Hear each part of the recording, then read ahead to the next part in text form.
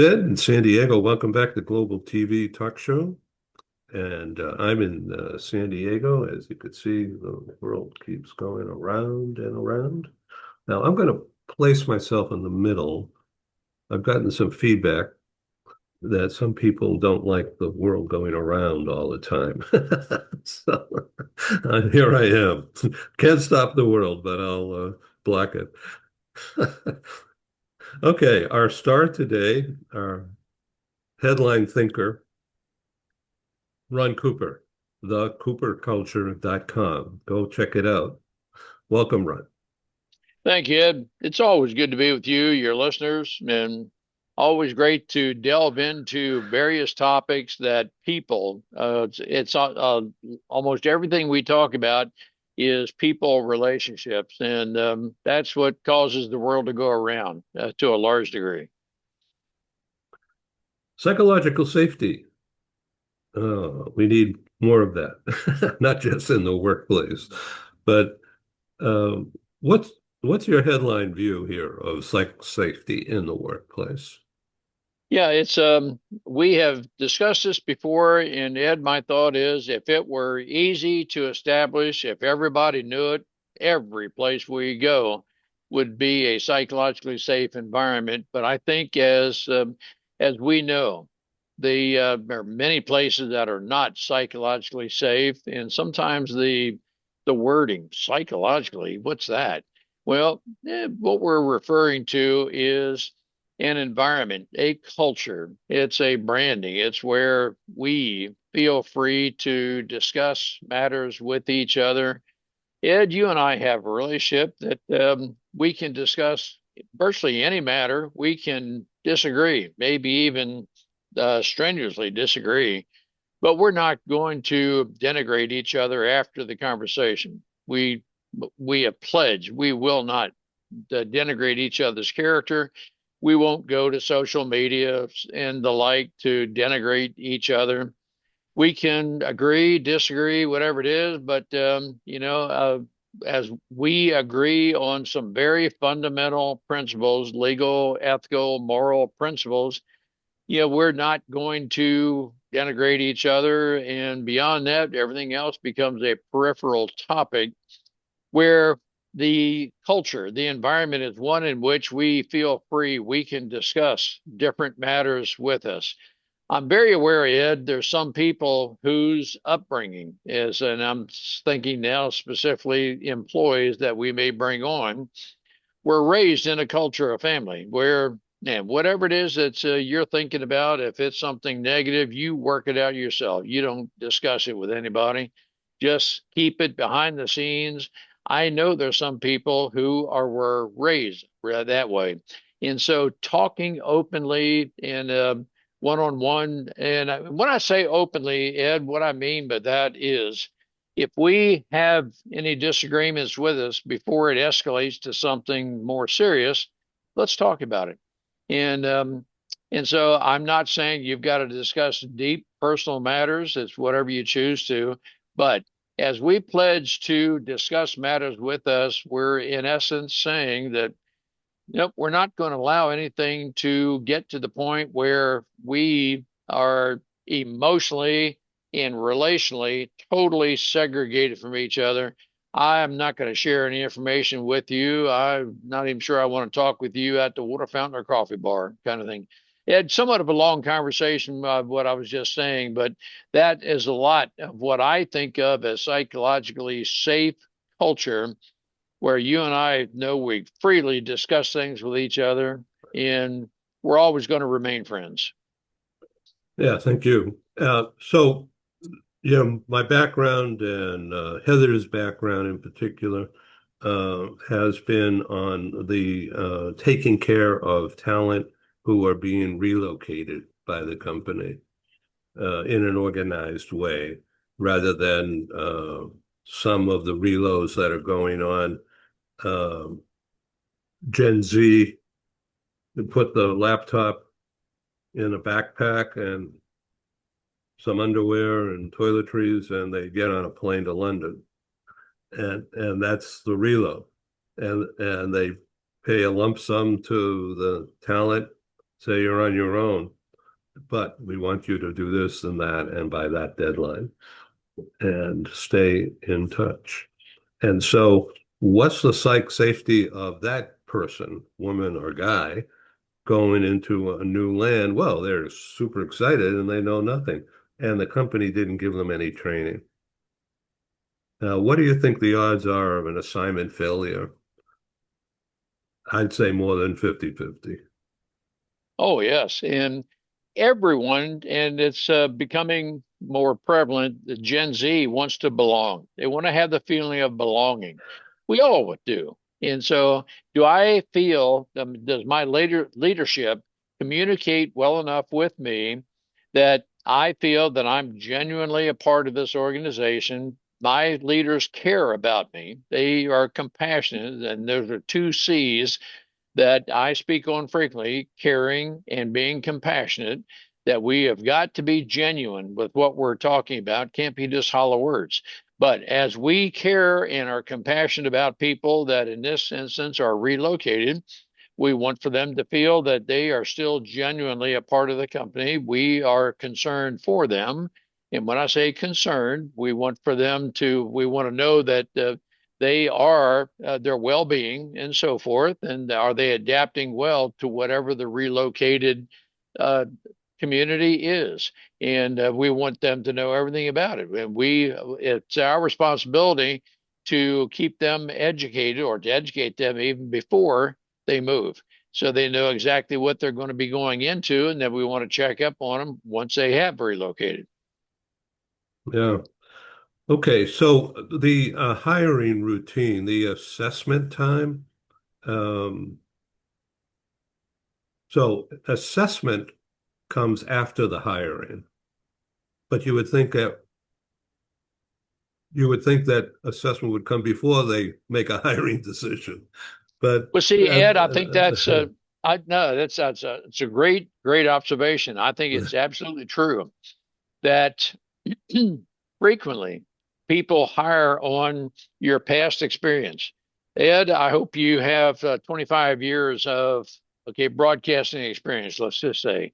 And if you don't, you're not going to fit well here. But really, one of the fundamental things we need to ensure is, do our values align? And we've discussed some of those values as we are discussing a psychologically safe environment. But those values are, do we agree with each other about our personal relationship? Now, the fact that you may not have 25 years of broadcasting experience, just to pick a somewhat of a fictitious topic, if I can discern you are a hungry learner, that you are hungry to learn. If your values are such and our relationship is such that I know you care, I know you will provide an environment for me to learn, you might hire me, or I may hire you with very little experience, but I say, nope, my assessment is Ed is hungry to learn. I feel very certain he's going to be a very safe hire and he will learn in minimum time. And if I am correct with my assessment, and the assessment comes from speaking with you, asking open ended questions, and I'm going to discern how hungry you are to learn, I will make hopefully a very informed decision on your hire, and it'll be the correct decision because I have discussed with you exactly what I need to know about you. And I have taken quote, or I've peeled the onion back, so to speak, that I feel I know exactly what your mindset is and I know your values. And that's very important to me. But with all that having been said, Ed, I feel very comfortable that I can make a very informed decision based on, as you mentioned earlier, the assessment before I hire. let's go to the idea of psych safety, and we'll just, rather than the big word psychological, right away you get worried about a shrink. Right. But psych safety, our tagline for the global meeting room, which is essentially what this is right now, the global meeting room, is the psych dash safe dash space. Psych safe space. That's a PR trick, is to try to do that. And For what? Why? For B2B, business to business intros, comma, conversations, comma, potential rapport building. And that's enough of a tagline. But the meat and potatoes there is psych safe for me to question your judgment? Is it psych safe for me to question your decision? Is it psych safe for me to complain that I'm not getting what you want me to do? Employee employer kind of dynamic. And the answer from my perspective is yes to all the above, Ed. I would want you to feel Well, that's free wonderful. to, Yeah. well, I would want for you to feel free if I'm your supervisor to say to me that you just don't feel fulfilled in your work here because of, and then I would ask you, well, help me define that. What is it? What is your expectation that you feel we are not helping you meet? I would hope that you would be able to define that. And then if you have clearly defined a problem that maybe I am unaware of, you hopefully will have a global solution to that for the company, not just one that satisfies you, but a solution that is going to advance the entire company. So I would hope you and I can have a very open and honest dialogue so that I can become more aware of whatever concerns you may have. A psychologically safe environment is one in which you feel comfortable. You and I can have this very candid conversation. Your job is not in jeopardy.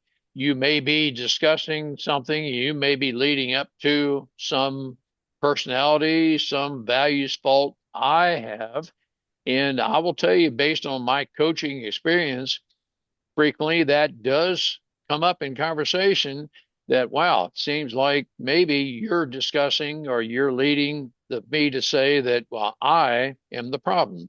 Well, if I am the problem with our relationship, then I would hope that you and I can freely discuss that. And I don't think less of you because of it. You know that I don't think less of you because of it. Your job security and safety with the company is not jeopardized, but we are advancing each other. We're elevating each other through this conversation. The company is being elevated, and we are all better because we have this very candid conversation. Ed, you're going to hear me say many, many times, I want to be a catalyst to stimulate people's thinking. And I want to go well beyond whatever we're currently doing, but every person, every process can and should be improved continuously. So hearing you say that and knowing something about your background as a long time executive, author, trainer, and prior to that, a bona fide Top Gun war hero, and thank you, of course. But that makes me feel really special to be wanted by you and in the role playing we're doing now, that I would feel safe to tell you these things. And what I'm hearing from you as my boss is that you're going to help me learn and grow. And that would make your company a great place to work. No, thank you, Ed. Now, I would say, as a corollary to what you just said, in let's say my interview with you that you are candidating to be a part of the company, I would hope I discern in you, I'm peeling the onion back, so to speak, that you are hungry to learn. You want to advance and elevate yourself, and your attitude is, and it's part of our respective military mindset. Wherever you put me, I will excel. I am always thinking about how I can improve, how I can create, how I can advance, elevate others. If I can discern from you that that is your mindset, I want to do everything I can, Ed. I'm going to use the term, I'm going to feed you with the environment. I'm going to offer to you the opportunities to continuously excel. I would ask you, and I'll learn by knowing you, well, what is the best environment for Ed? Where might he function best, think best? Where might his desk be located? What kind of a computer? What kind of environment is best for Ed where I can stimulate his thinking? I want that for every one of my employees. I want to know our employees that well. We discussed a little bit earlier personalities. I want to know personalities, exactly what your strengths are. I want for you to know that I know your strengths. I want for you to know that I am building on your strength. You know what our longer term objectives are. When all of those factors are put together, you feel you know exactly where you fit in the company. You know you're appreciated. You know that everything we speak of is very genuine, authentic. And you're thinking, yes, I belong here and I want to do everything I can to advance this company because I know long term everyone will benefit through that process. So we're continuing the scenario role playing here for the benefit of the audience. Gen Z is taking over the employment roles everywhere. There's still plenty of older people, and the LinkedIn information again about the readership, the viewership of these programs across time, uh, and it's all algorithm measurement. So who knows what it really means? But anyway, they have messaged me repeatedly of who's the audience for these programs. And it's Gen Z, it's not people 50 years old, although we do have some of that. And so with the rise of AI and into everyday company operations, one way or another, not to take over for employees, but to be an employee of the company. AI is an employee of the company. And the people who understand that quickly are Gen Z. And Gen Z means college graduation, however old the kids are these days, 20, I guess, maybe 21. Uh, my granddaughter is 27. So um, I've got a grandson from another side of the family, and he's 13, just to give you an idea. But he's not Gen Z. I think it's Alpha or something. But but they're coming right along, and they're all into AI and what AI can do what for the company according to the kid. And so, Mr. Boss, why aren't you doing more? And blah, blah, blah. And therefore, trust me to help you get what you want. So if I were your employee and I came back to you with some wise guy kind of an approach like that, but done politely,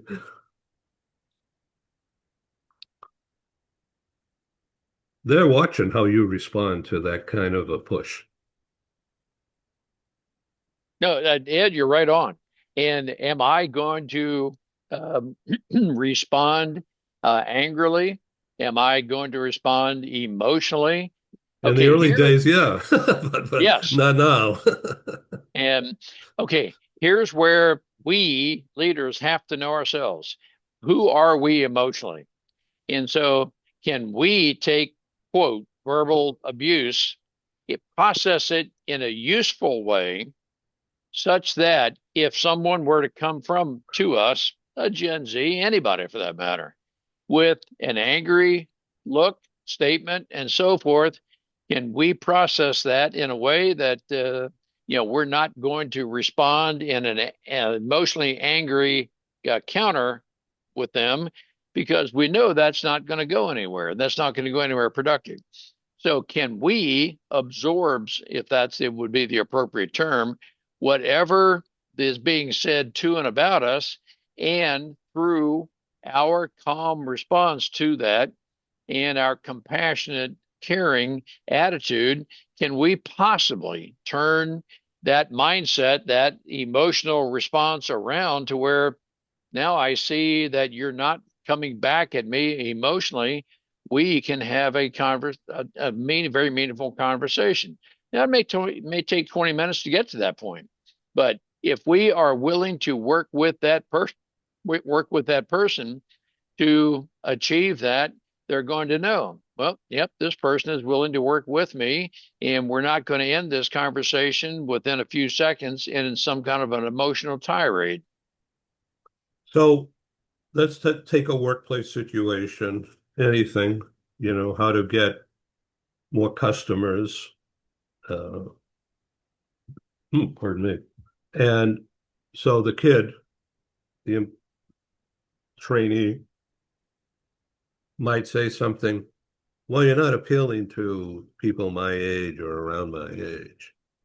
So how can the product that you own, that the company is trying to sell, how can it better serve people in my age bracket? And here's what I'd like to help you understand, Mr. Ron. And you theoretically would say, you're on. Yeah. Let's try it. And oh, yes, I would say very definitely, because Ed, right there with the premise of what you just said, you have stimulated my thinking. I said, yep, this will definitely be a very productive conversation. Right now, our company is not meeting a need that this Gen Z perceives to be in the economy. I think, okay, help me define what the need is, because we are problem resolvers.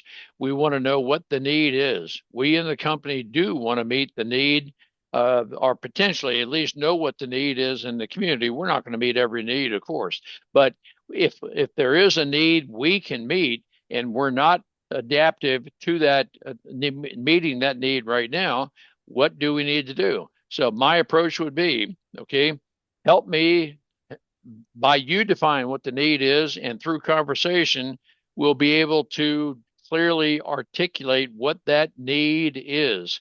And if we can back it up with facts and say, yep, okay, thank you for letting me know a need that I was not aware of it or didn't have a clear definition of it.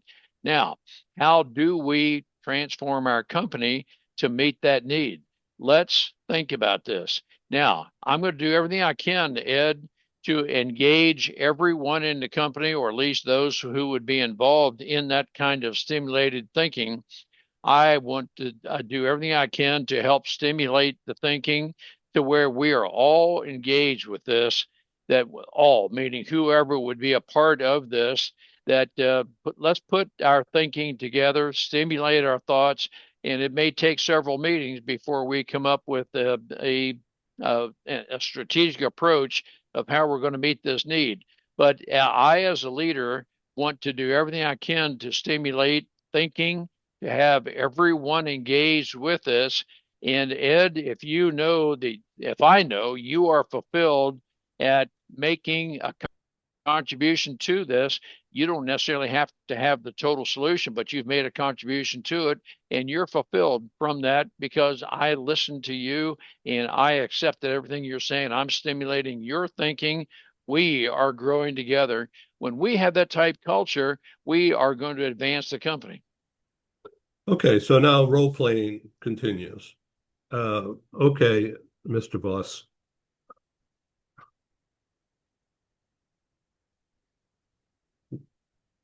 I don't see your product appealing to people who are looking for a modern solution.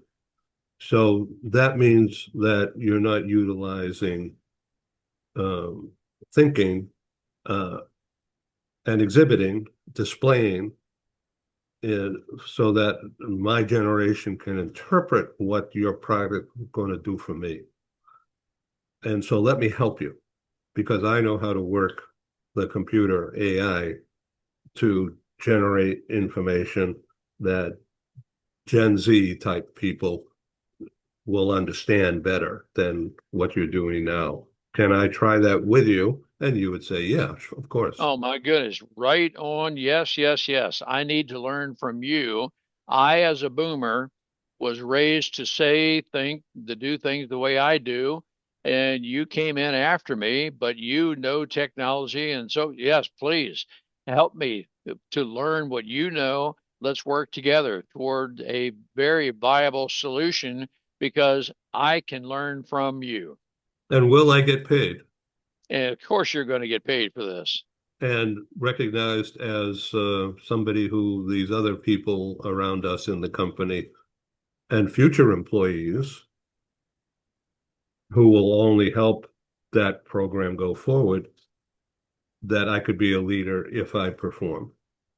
And I would tell you, Ed, what I would do We're is role uh, playing here. no, it is role playing, but yet it's very realistic that once we have some definition to exactly how this is coming together, I would want to take some time to tell people in the appropriate group that let me tell you how things got started. Ed and I had started out with a just a very innocuous kind of a conversation. But opposite ends and fear.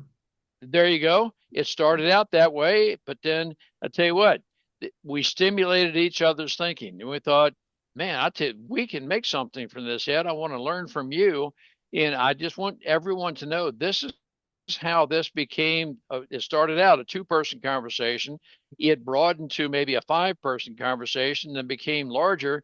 But this is how it all got started, and what we do is stimulate each other's thinking and when we are fully engaged with this, and see what I'm doing is going public was a very positive attribute of you, Ed.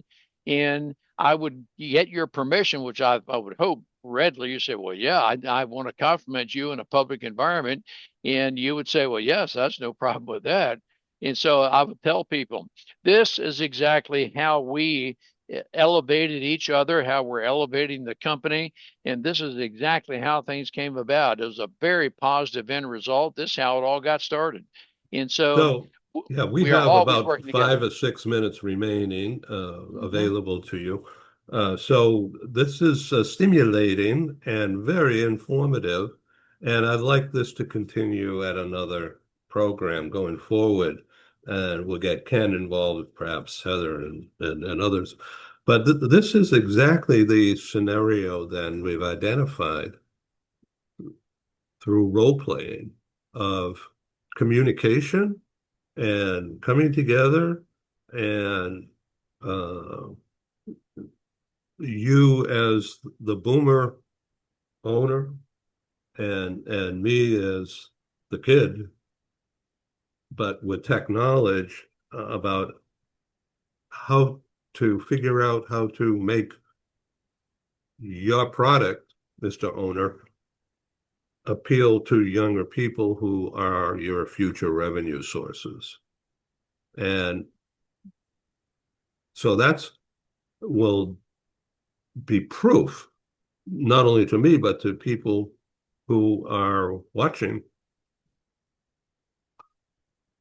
the dignity that you are giving to me, the kid, who doesn't know anything about your business really, but I certainly know how to, in role playing, program that computer to get the message out differently than what you're doing now. And you'll have a whole new world of customers and revenue. And I want to help you make it happen. And you'll say, No, it's, You're on. Let's work no, together." exactly, Ed, you're on. And what we're doing is amplifying an environment of mentoring. That is one aspect of it. But then you will hopefully leave work today and in the future fulfilled while also knowing Excited. I appreciate the way you think. And Yeah. and so when you leave work fulfilled, you know you're appreciated at work, there is a possibility that, wow, I just feel so fulfilled at work.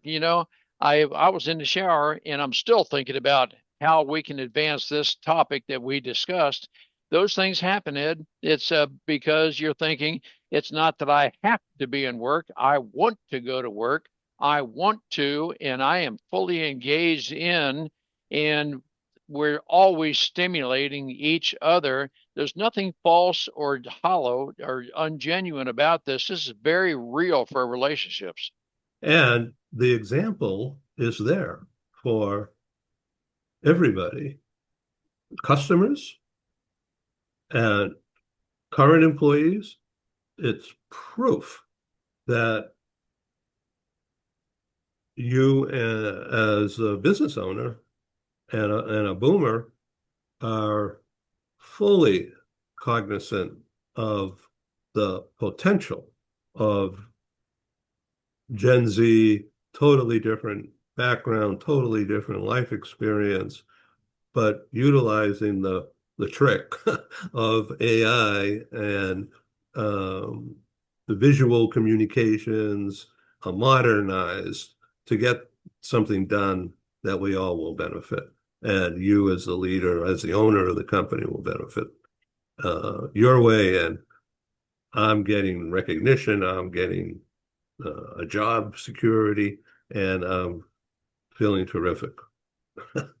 And Ed, you mentioned AI. I think you and I would probably agree that as a company leader, I just want AI to stimulate my thinking. I want to know, okay, let's say AI generate some thoughts for me. I'm not here to have AI replace Ed. I just want some thoughts that maybe I would have never thought about, but I'll go to Gemini or any other AI source to stimulate some thoughts, provocative thoughts, and we'll put those thoughts on the table, and those thoughts are what will stimulate further thinking. And together we are going to advance. But again, it's all about relationships. And when we feel fulfilled, and I appreciate you, your thinking, everything works together. And I use the expression is not just a hollow expression. When the people and processes are in place, the profits, or let's say revenue, will follow. You don't put profits up front, you put people and processes before. And when that's all in place, the revenue will follow. It always happens. So I have a friend who's also a client and has been a frequent guest on our shows, Annette Louisa Dernick in Cologne, Germany, and she's a coach uh, of teams at work and getting teams to work not only together but with the bosses. And she's taught me that it can get done. She calls it love and peace in Yes. teams. But what it is now is what you've allowed to happen in this conversation is you reaching down, so to speak, to the Gen Z employee training position and me and role playing that uh, to personify clearly the tension and yet the opportunity that exists. And you scored a home run by reaching out and saying, teach me, let's do this together, you'll benefit. And when we are together is such an operative word for me and for companies together. When we are totally together and unified in overall purpose. Yeah, we can still be, you and I, Ed, we can be still totally unified in purpose, but yet we radically disagree on peripheral topics. But when we are totally unified, it's on those central topics that matter. And so everything else becomes a peripheral topic. And we just agree that, yep, well, I'll tell you what, if Ed and I were to discuss that topic, we would vehemently disagree. But hey, that's just a side issue to what we're centrally about. Thank you for your time being on the show here today. Let's do the next chapter real soon. Out there, we want your feedback. Reach me editor, global business news at gmail.com, and reach out to Ron Cooper, thecooperculture.com. Thank you, Ron. Thank you, Ed. Always appreciate being with you We're, and your listeners. we're gonna continue this theme, and I believe it's a critical issue. Everybody out there on social media has been chattering about, do we fear AI or do we encourage it? And then the politicians are talk about, they're getting people excited or fearful. But here we have a solution pathway. For sure. Okay. Ciao. Thank you. Thank you, Ed.